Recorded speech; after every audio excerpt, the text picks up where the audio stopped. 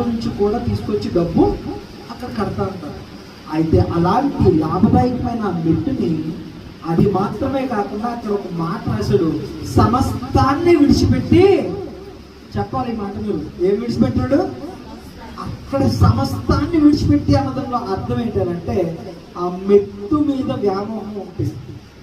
నేను ఇక్కడ కూర్చుంటే నాకు డబ్బులు వస్తాయి కదా, ఇక్కడ కూర్చుంటే నేను సంపాదించుకోవచ్చు కదా, ఇక్కడ కూర్చుంటే నేను తినొచ్చు కదా అనేటువంటి ఆ యొక్క వ్యామోహాన్ని మొదట విడిచిపెట్టాడు. ఆ సమస్తంలో అప్పటి వరకు కలెక్ట్ చేసిన సొమ్ములు కూడా, అప్పటి వరకు పోగు చేసిన సొమ్ము కూడా ఆ సమస్తంలో ఒక భాగం అక్కడ ఉంది.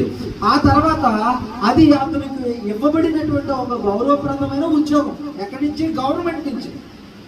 ఆ సమస్తం అన్న దాంట్లో గవర్నమెంట్ ఉద్యోగం కూడా ఉంది, విడిచిపెట్టాడు. దేవునికి స్తోత్రం.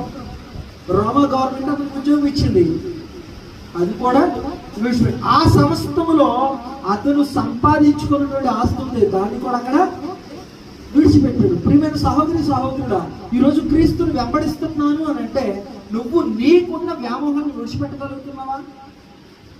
నీకున్నటువంటి వ్యసనాలను విడిచిపెట్టగలుగుతున్నావా? నీకున్నటువంటి ఆ యొక్క ప్రయారిటీస్ని విడిచిపెట్టగలుగుతున్నావా?